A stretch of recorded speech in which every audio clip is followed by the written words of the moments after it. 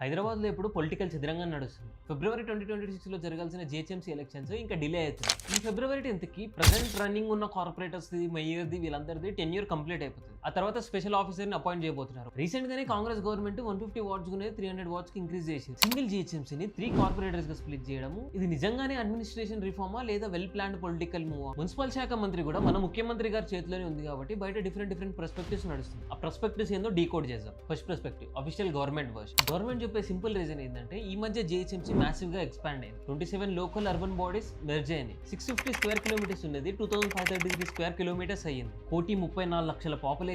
ఇండియాలోనే largest municipal corporation. దాదాపు 2.3 times Singapore population మన జీహెచ్ఎంసీ లోనే ఉంది. ఇలాంటి పెద్ద చేంజ్ తర్వాత ఇమీడియట్ గా ఎలక్షన్స్ కి పోవడం అంత ప్రాక్టికల్ ఆప్షన్స్ కాదని చెప్పి గవర్నమెంట్ అంటుంది. 3 న్యూ కార్పొరేషన్స్ ప్లాన్ చేశారు. హైదరాబాద్, సైబరాబాద్, మల్కాజ్గిరి. ఈచ్ కార్పొరేషన్ కి 100 వాట్. రీకన్స్ట్రక్షన్ కంప్లీట్ అయినాక మాత్రమే ఎలక్షన్స్ కండక్ట్ చేయాలని చెప్పి official stand. Perspective 2 political reality. 23 assembly elections లో కాంగ్రెస్ హైదరాబాద్ లో సింగిల్ సీట్ కూడా గెలవలేదు. తర్వాత కంటోన్మెంట్ ఇంకా జూబ్లీ హిల్స్ లో బై ఎలక్షన్స్ గెలిచారు. హైదరాబాద్ లో ఉన్న ఎమ్మెల్యేస్ అందరూ బీఆర్ఎస్ పార్టీకి సంబంధించిన వాళ్ళే.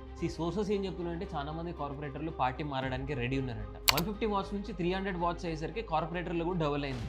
ఈచ్ కార్పొరేటర్ కి క్రోర్స్ లో డెవలప్మెంట్ ఫండ్స్ ఇవ్వాలి. కాంగ్రెస్ కి కూడా కొంచెం టైం దొరుకుతుంది. ఆన్ గ్రౌండ్ స్ట్రాటజీస్ సెట్ చేసుకోవడానికైనా, అసలు పబ్లిక్ లో ఏం పల్స్ ఉంది తెలుసుకోవడానికైనా, గ్రౌండ్ వర్క్ చేయడానికి, న్యూ వాట్స్ లో బేసెస్ బిల్డ్ చేసుకోవడానికి, బీఆర్ఎస్ స్ట్రాంగ్ హోల్డ్ ని వీకెండ్ చేయడానికి. అఫీషియల్ గా అయితే మనకి నెక్స్ట్ ఎలక్షన్స్ ఎప్పుడు అనౌన్స్మెంట్ ఏం లేదు, కానీ స్పెషల్ ఆఫీసర్ ని అపాయింట్ చేయబోతున్నారు అని చెప్పి టాక్స్ అయితే నడుస్తుంది. సరే, అయితే కామన్ సిటిజన్స్ కి ఇంపాక్ట్ ఏంటంటే ఫిబ్రవరి 2026 తర్వాత ఎలక్టెడ్ రిప్రజెంటేటివ్స్ ఉండరు. బ్యూరోక్రాట్స్ రూల్ చేస్తారు.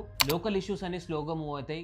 డెమోక్రటిక్ వాయిస్ టెంపరీ వీక్ ఉంటుంది. లాంగ్ టర్మ్ లో రిఫార్మ్స్ జెన్యూన్ అయితే బెనిఫిట్స్ ఉంటాయి. Smaller wards, closer governance, better administration. But question అదే, ఇది గవర్నెన్స్ కోసమా లేదంటే పొలిటికల్ కన్వీనియన్స్ కోసమా అని. కాన్స్టిట్యూషన్ యాంగిల్లో చూస్తే మున్సిపల్ లా ప్రకారం కౌన్సిల్ టర్మ్ ఎండ్ అయ్యాక 6 months లోపు ఎలక్షన్స్ జరగాలి. రీకన్స్ట్రక్షన్ అనే రూపులతో స్పెషల్ ఆఫీసర్ ని అపాయింట్ చేయొచ్చు. కానీ అది ఎంతకాలం వరకు? 6 months, 1 year, 2 years?